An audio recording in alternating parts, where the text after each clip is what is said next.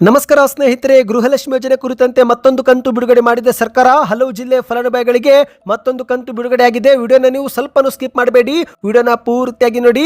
ಕಾಂಗ್ರೆಸ್ ಜೊತೆ ಮೈತ್ರಿ, ಬಲವಂತದ ಮದುವೆಯಾಗಿತ್ತು, ಅದಕ್ಕೇನೆ ಡೈವರ್ಸ್ ಆಯಿತು ಎಂದಿರುವ ಮಾಜಿ ಪ್ರಧಾನಿ ಎಚ್.ಡಿ. ದೇವೇಗೌಡ ಅವರ ಹೇಳಿಕೆಗೆ ಡಿ.ಕೆ. ಶಿವಕುಮಾರ್ ಅವರು ತಿರುಗೇಟು ಕೊಟ್ಟಿದ್ದಾರೆ.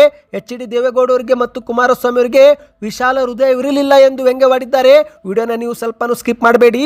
ಸತತ 15 ದಿನದಿಂದ ಕುಸಿತಗೊಂಡಂತ ಬಂಗಾರ ಬೆಳ್ಳಿ ಒಂದೇ ದಿನ ಭಾರಿ ಏರಿಕೆಯಾಗಿದೆ. ಚಿನ್ನ ಮತ್ತು ಬೆಳ್ಳಿ ಪ್ರಿಯರಿಗೆ ಶಾಕಿಂಗ್ ಸುದ್ದಿ. ರಾಜ್ಯಾದ್ಯಂತ ಮತ್ತೊಮ್ಮೆ ಮಳೆ ಮುನ್ನೆಚ್ಚರಿಕೆ ಕೊಟ್ಟ ಹವಾಮಾನ ಇಲಾಖೆ. ನಿಮ್ಮ ಊರಿನ ಹೆಸರು ಕೂಡ ಇದೆಯಾ? ವಿಡಿಯೋನ ನೀವು ಪೂರ್ತಿಯಾಗಿ ನೋಡಿ ಸ್ನೇಹಿತರೆ. ಇನ್ನು ವಾಹನ ಸವಾರರಿಗೆ ಮತ್ತೊಂದು ಮುಖ್ಯವಾದ ಸೂಚನೆ. ಏಪ್ರಿಲ್ 1ರಿಂದ ಪೆಟ್ರೋಲ್ ಲಭ್ಯವಿರೋದಿಲ್ಲ. ಸರ್ಕಾರದ ಹೊಸ ನಿಯಮ. ಏನಿದು ಮಾಹಿತಿ ಎಂಬುದನ್ನು ಡೀಟೇಲ್ ಆಗಿ ನೋಡೋಕ್ಕಿಂತ ಮೊದಲು ನೀವು ನಮ್ಮ ಚಾನಲ್ಗೆ ಮೊದಲು ಬಾರಿ ಭೇಟಿ ಕೊಡುತ್ತಿದ್ರೆ ದಯವಿಟ್ಟು ಸಬ್ಸ್ಕ್ರೈಬ್ ಆಗಿ ಪಕ್ಕದಲ್ಲಿ ಕಾಣಿಸೋ ಗಂಟೆ ಕೂಡ ಒತ್ತಿ. ಇದರಿಂದ ರಾಜ್ಯದ ಮಾಹಿತಿಗಳು ನಿಮಗೆ ಸಿಗುತ್ತವೆ. ವಿಡಿಯೋಗೆ ಲೈಕ್ ಮಾಡ್ತಾ ವಿಡಿಯೋನ ಪೂರ್ತಿಯಾಗಿ ನೋಡಿ. ಬನ್ನಿ ಸ್ನೇಹಿತರೆ, ಎಲ್ಲ ಮಾಹಿತಿಗಳನ್ನು ಡೀಟೇಲ್ ಆಗಿ ನೋಡೋಣ. ನೀವು ಕೂಡ ಗೃಹಲಕ್ಷ್ಮಿ ಯೋಜನೆ ಫಲಾನುಭವಿಗಳಾಗಿದ್ರೆ ಒಂದು ಬಾರಿ ನಿಮ್ಮ ಬ್ಯಾಂಕ್ ಖಾತೆಯನ್ನ ಪರಿಶೀಲನೆ ಮಾಡಿಕೊಳ್ಳಿ. ಯಾಕಂದ್ರೆ ಸರ್ಕಾರ ಮತ್ತೊಂದು ಕಂತು ಬಿಡುಗಡೆ ಮಾಡಿದೆ. ಹೌದು, ಡಿಸೆಂಬರ್ 2025ರ ಹಳೆಯ ಕಂತು ಇದೀಗ ಮಾರ್ಚ್ ತಿಂಗಳಲ್ಲಿ ಜಮೆ ಮಾಡಲಾಗ್ತಾ ಇದೆ.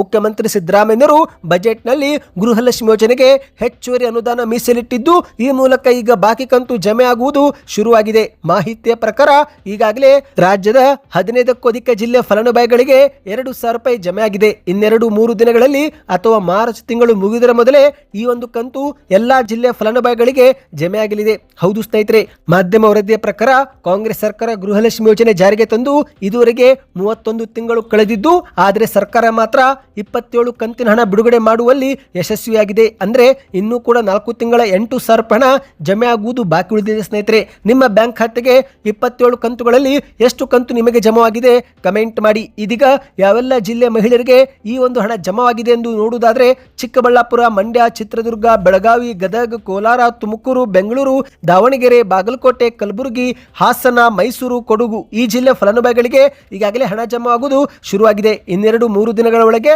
ಅಥವಾ ಮಾರ್ಚ್ ತಿಂಗಳು ಮುಗಿದರ ಮೊದಲೇ ಎಲ್ಲಾ ಜಿಲ್ಲೆ ಫಲಾನುಭವಿಗಳಿಗೆ ಹಣ ಹಾಕುತ್ತೇವೆ ಎಂದು ಮಹಿಳಾ ಮತ್ತು ಮಕ್ಕಳ ಅಭಿವೃದ್ಧಿ ಇಲಾಖೆಯು ಸ್ಪಷ್ಟನೆ ಕೊಟ್ಟಿದೆ. ಸ್ನೇಹಿತರೆ, ನಿಮ್ಮ ಬ್ಯಾಂಕ್ ಖಾತೆಗೂ ಹಣ ಜಮಾ ಆಗ್ತಾ ಇದೆಯಾ ಕಮೆಂಟ್ ಮಾಡಿ. ಒಂದೊಮ್ಮೆ ಜಮಾ ಆಗುತ್ತಿಲ್ಲವೆಂದರೆ ಸ್ನೇಹಿತರೆ, ಕೊನೆಯ ಕಂತು ಯಾವ ತಿಂಗಳಲ್ಲಿ ಜಮಾ ಆಗಿತ್ತು ಎಂಬುದನ್ನು ಕಮೆಂಟ್ ಮಾಡಿ.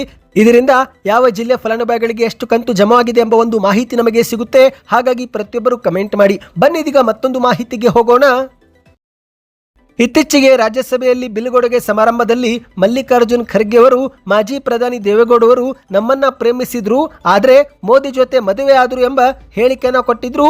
ಇದೇ ಒಂದು ಹೇಳಿಕೆಗೆ ಮಾಜಿ ಪ್ರಧಾನಿ ದೇವೇಗೌಡ ಅವರು ಪ್ರತಿಕ್ರಿಯಿಸಿ, ಕಾಂಗ್ರೆಸ್ ಜೊತೆಗಿನ ಮದುವೆ ಬಲವಂತದ ಮದುವೆಯಾಗಿತ್ತು, ಅದಕ್ಕೇನೆ ಡೈವರ್ಸ್ ಆಯಿತು ಮತ್ತು ನಾವು ಕಾಂಗ್ರೆಸ್ ಅನ್ನ ಬಿಟ್ಟಿಲ್ಲ, ಕಾಂಗ್ರೆಸ್ ನಮ್ಮನ್ನ ಬಿಟ್ಟು ಹೋದ್ರು ಎಂದು ಹೇಳಿಕೆಯನ್ನು ಕೊಟ್ಟಿದ್ದಾರೆ. ಹೌದು ಸ್ನೇಹಿತರೆ, ನಾವು ಕಾಂಗ್ರೆಸ್ ಮೈತ್ರಿ ತೊರೆದಿಲ್ಲ, ಅವರೇ ನಮ್ಮನ್ನ ಬಿಟ್ಟು ಹೋದ್ರು. ಆ ಸಂದರ್ಭದಲ್ಲಿ ನಮಗೆ ಬೇರೆ ಮಾರ್ಗ ಇರಲಿಲ್ಲ, ಆದ್ದರಿಂದ ಸ್ಥಿರ ಮೈತ್ರಿಗಾಗಿ ಮುಂದಿನ ಹೆಜ್ಜೆ ಇಟ್ಟು ನಡಿಬೇಕಾಯಿತು. ನಾವು ಕಾಂಗ್ರೆಸ್ ಅನ್ನ ಬಿಟ್ಟಿಲ್ಲ ಎಂದು ದೇವೇಗೌಡ ಅವರು ಪ್ರತಿಕ್ರಿಯೆ ಕೊಟ್ಟಿದ್ದಾರೆ. ಕಾಂಗ್ರೆಸ್ ಜೊತೆ ನಾನು ಬಲವಂತದ ಸಂಬಂಧದಲ್ಲಿದ್ದೆ, ಅದು ಒಳ್ಳೆಯ ಸಂಬಂಧವಾಗಿರಲಿಲ್ಲ, ಆದ್ದರಿಂದಲೇ ದೂರವಾಗಬೇಕಾಯಿತು ಎಂದು ಮಲ್ಲಿಕಾರ್ಜುನ್ ಖರ್ಗೆ ಅವರ ಟೀಕೆಗೆ ಮಾಜಿ ಪ್ರಧಾನಿ ದೇವೇಗೌಡ ಅವರು ಪ್ರತಿಕ್ರಿಯೆಯನ್ನು ಕೊಟ್ಟಿದ್ದಾರೆ.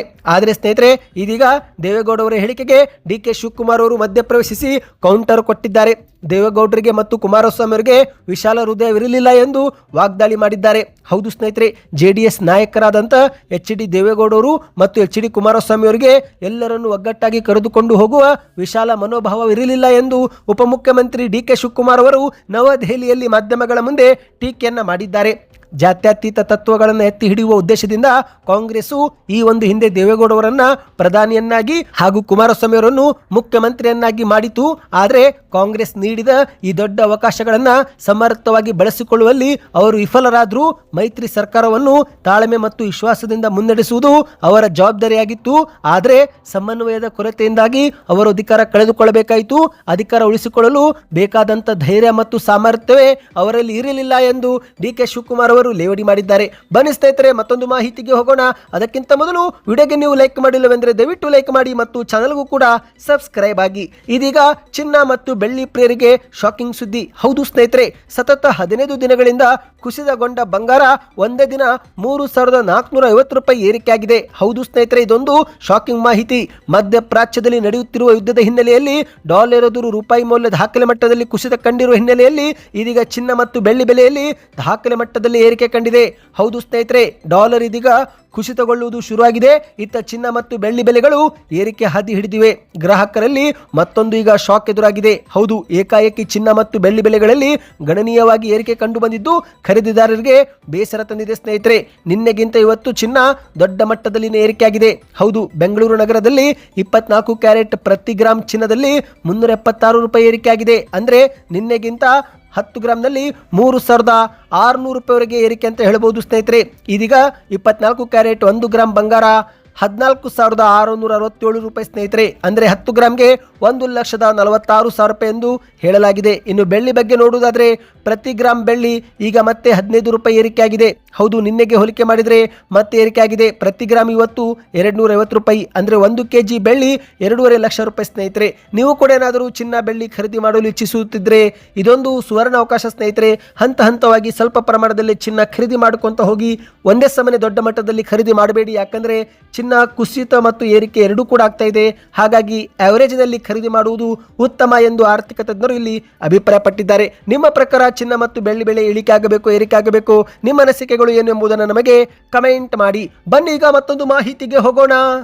ಮಾರ್ಚ್ 31ರವರೆಗೆ ರಾಜ್ಯಾದ್ಯಂತ ಹಲವು ಜಿಲ್ಲೆಗಳಲ್ಲಿ ಭಾರಿ ಮಳೆ ಆಗಲಿದೆ ಎಂದು ಹವಾಮಾನ ಇಲಾಖೆಯಿಂದ ಮುನ್ಸೂಚನೆ ಬಂದಿದೆ. ಹೌದು ಸ್ನೇಹಿತರೆ, ಒಂದು ಕಡೆಯಲ್ಲಿ ಬೇಸಿಗೆಯೂ ಕೂಡ ಶುರುವಾಗಿದೆ, ಆದರೆ ಮತ್ತೊಂದೆಡೆಯಲ್ಲಿ ಮಳೆರಾಯವು ಕೂಡ ಅಬ್ಬರಿಸುತ್ತಿದ್ದಾನೆ. ಇದೀಗ ಬೆಂಗಳೂರು ಸೇರಿದಂತೆ ರಾಜ್ಯದ 15 ಜಿಲ್ಲೆಗಳಲ್ಲಿ ಗುಡುಗು ಸಹಿತ ಭಾರಿ ಮತ್ತು ಆಲಿಕಲ್ಲು ಮಳೆ ಆಗಲಿದೆ ಎಂದು ಹವಾಮಾನ ಇಲಾಖೆ ಮುನ್ಸೂಚನೆ ಕೊಟ್ಟಿದೆ. ಅಂದ ಹಾಗೆ ಸ್ನೇಹಿತರೆ, ಇದೇ ಒಂದು ಮಳೆ ಮಧ್ಯೆನೇ ಹಲವು ಜಾಗದಲ್ಲಿ ಅನಾಹುತಗಳು ಕೂಡ ನಡೆದು ಹೋಗಿವೆ. ರಾಯಚೂರು ಜಿಲ್ಲೆಯಲ್ಲಿ ಸಿಡಿಲು ಬಡಿದು ಒಬ್ಬ ಯುವಕ ಬಲಿಯಾಗಿದ್ರೆ, ರಾಜ್ಯದ ಹಲವೆಡೆಯಲ್ಲಿ ರೈತರು ಬೆಳೆದಂತ ಬೆಳೆ ಹಾಗೂ ಆಸ್ತಿ ಪಾಸ್ತಿಯೂ ಕೂಡ ಅಪಾರ ಪ್ರಮಾಣದಲ್ಲೇ ಹಾನಿಯಾಗಿದೆ. ಹೌದು, ಮೊದಲಿಗೆ ಸ್ನೇಹಿತರೆ, ರಾಯಚೂರು ಜಿಲ್ಲೆಯ ಸಿಂಧನೂರು ತಾಲೂಕಿನ ಸಾಲಗುಂದ ಗ್ರಾಮದಲ್ಲಿ ಮಳೆ ಸುರಿಯುತ್ತಿದ್ದಂತ ವೇಳೆ ಸಿಡಿಲು ಬಡಿದು ಮಂಜುನಾಥ್ ಎಂಬ 21 ವರ್ಷದ ಕುರಿಗಾಯಿಯೊಬ್ಬರು ಸ್ಥಳದಲ್ಲೇ ಮೃತಪಟ್ಟಿದ್ದಾರೆ.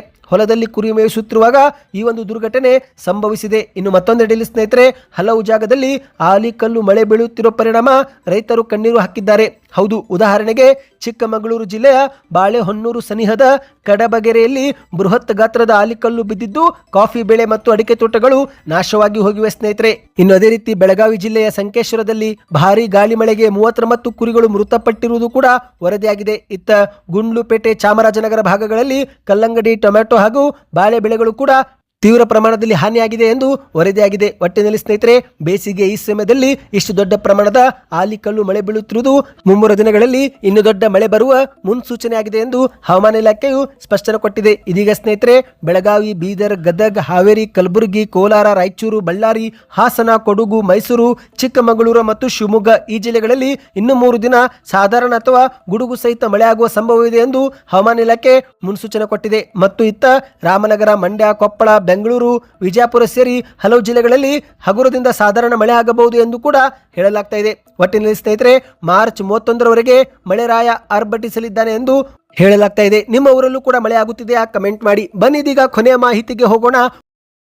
ವಾಹನ ಸವಾರರಿಗೆ ಒಂದು ಮುಖ್ಯವಾದ ಸೂಚನೆ. ಏಪ್ರಿಲ್ 1ರಿಂದ ಪೆಟ್ರೋಲ್ ಲಭ್ಯವಿರೋದಿಲ್ಲ. ಯಾಕಂದ್ರೆ ಕೇಂದ್ರ ಸರ್ಕಾರ ಒಂದು ಹೊಸ ಪೆಟ್ರೋಲ್ ಅನ್ನ ಭಾರತದಲ್ಲಿ ತರ್ತಾ ಇದೆ. ಹೌದು ಸ್ನೇಹಿತರೆ, ಭಾರತವು ತನ್ನ ಇಂಧನ ನೀತಿಯಲ್ಲಿ ದೊಡ್ಡ ಬದಲಾವಣೆ ತರಲಿದೆ. ಇದರ ಪ್ರಕಾರ ಏಪ್ರಿಲ್ 1, 2026ರಿಂದಲೇ ದೇಶದ ಎಲ್ಲಾ ಪೆಟ್ರೋಲ್ ಪಂಪ್ಗಳಲ್ಲಿ E20 ಪೆಟ್ರೋಲ್ ಮಾತ್ರ ಮಾರಾಟಕ್ಕೆ ಲಭ್ಯವಿರುತ್ತೆ. ಹೌದು ಸ್ನೇಹಿತರೆ, 20% ಎಥನಾಲ್ನೊಂದಿಗೆ ಬೆರೆಸಿದಂಥ ಪೆಟ್ರೋಲ್ ಮಾರಾಟ ಮಾಡಲು ಭಾರತ ಸರ್ಕಾರ ಈಗ ಮುಂದಾಗಿದೆ.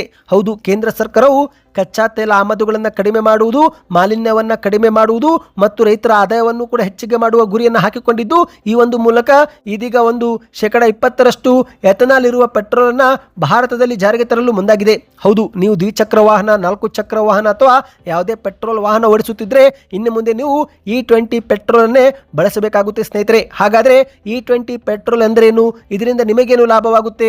ಮೈಲೇಜ್ಗೆ ಹೇಗೆ ಪರಿಣಾಮ ಬೀರುತ್ತೆ? ಎಲ್ಲ ಮಾಹಿತಿ ಡೀಟೇಲ್ ಆಗಿ ನೋಡೋಣ. ದಯವಿಟ್ಟು ವಿಡಿಯೋಗೆ ವಿಡಿಯೋಗೆ ಲೈಕ್ ಮಾಡಿ. ಹೌದು, ಮೊದಲಿಗೆ ಸ್ನೇಹಿತರೆ, E20 ಪೆಟ್ರೋಲ್ ಎಂದ್ರೆ ಇದರಲ್ಲಿ 80% ಗ್ಯಾಸೋಲಿನ್ ಮತ್ತು 20% ಎಥನಾಲ್ ಅನ್ನ ಒಳಗೊಂಡಿರುತ್ತೆ. ಇದೊಂದು ಉತ್ತಮ ಶುದ್ಧ ಇಂಧನ ಎಂದು ಹೇಳಲಾಗಿದೆ. ಹೌದು ಸ್ನೇಹಿತರೆ, ಎಥನಾಲ್ ಅನ್ನು ಸಾಮಾನ್ಯವಾಗಿ ಕಬ್ಬು, ಜೋಳ ಮತ್ತು ಇತರೆ ಜೀವರಾಶಿಗಳಿಂದ ಉತ್ಪಾದಿಸಲಾಗುತ್ತೆ. ಹಾಗಾಗಿ ಇದನ್ನ ಶುದ್ಧ ಗ್ಯಾಸೋಲಿನ್ಗಿಂತ ಹೆಚ್ಚು ಪರಿಸರ ಸ್ನೇಹಿ ಮತ್ತು ನವೀಕರಿಸಬಹುದಾದ ಇಂಧನ ಎಂದು ಪರಿಗಣಿಸಲಾಗಿದೆ ಸ್ನೇಹಿತರೆ. ಇದರಿಂದ ರೈತರ ಆದಾಯವು ಕೂಡ ಹೆಚ್ಚಿಗೆ ಆಗುತ್ತೆ, ನಿಮ್ಮ ವಾಹನದ ಇಂಜಿನ್ ಕೂಡ ರಕ್ಷಣೆ ಒದಗಿಸುತ್ತೆ ಮತ್ತು ನಿಮಗೆ ಉತ್ತಮ ಮೈಲೇಜ್ ಕೂಡ ಕೊಡುತ್ತೆ. ಯಾಕಂದ್ರೆ ಎಥೆನಾಲು ಶುದ್ಧ ಸುಡುವ ಇಂಧನವಾಗಿದ್ದು ಇದು ಇಂಗಾಲದ ಮೊನಾಕ್ಸೈಡ್ ಮತ್ತು ಹೈಡ್ರೋಕಾರ್ಬನ್ ಹೊರಸೂಸುವಿಕೆಯನ್ನ ಕಡಿಮೆ ಮಾಡುತ್ತೆ ಎಂದು ಕೇಂದ್ರ ಸರ್ಕಾರ ಹೇಳ್ತಾ ಇದೆ ಸ್ನೇಹಿತರೆ. ಒಂದು ಕಡೆಯಲ್ಲಿ ಈ ಒಂದು ಪೆಟ್ರೋಲ್ ಜಾರಿಗೆ ತರುವುದರಿಂದ ಕಚ್ಚಾ ತೈಲ ಆಮದು ಕಡಿಮೆ ಮಾಡಬಹುದು. ಇದರಿಂದ ಭಾರತ ಇನ್ನಷ್ಟು ಆರ್ಥಿಕವಾಗಿ ಸದೃಢವಾಗುತ್ತೆ ಮತ್ತು ಎಥೆನಾಲ್ ಉತ್ಪಾದನೆ ಹೆಚ್ಚಾಗುವುದರಿಂದ ಕಬ್ಬು ಮತ್ತು ಜೋಳಕ್ಕೂ ಕೂಡ ಬೇಡಿಕೆ ಹೆಚ್ಚಾಗುತ್ತೆ. ಹೌದು ಸ್ನೇಹಿತರೆ, ರೈತರ ಆದಾಯ ಹೆಚ್ಚಿಗೆ ಮಾಡುವ ಒಂದು ಉದ್ದೇಶವೂ ಕೂಡ ಕೇಂದ್ರ ಸರ್ಕಾರ ಹಾಕಿಕೊಂಡಿದೆ ಸ್ನೇಹಿತರೆ. ಈ ಒಂದು ಪೆಟ್ರೋಲು 2026 ಏಪ್ರಿಲ್ 1ರಿಂದಲೇ ಭಾರತದಲ್ಲಿ ಜಾರಿಗೆ ಬರಲಿದೆ ಎಂದು ಹೇಳಲಾಗ್ತಾ ಇದೆ. ಸದ್ಯಕ್ಕೆ ಎಷ್ಟೇ ಇತ್ತು. ಹೆಚ್ಚಿನ ಮಾಹಿತಿಗೋಸ್ಕರ ಚಾನಲ್ಗೆ ಸಬ್ಸ್ಕ್ರೈಬ್ ಮಾಡಿಕೊಳ್ಳಿ, ವಿಡಿಯೋಗೆ ಲೈಕ್ ಮಾಡ್ತಾ ಶೇರ್ ಮಾಡಿ.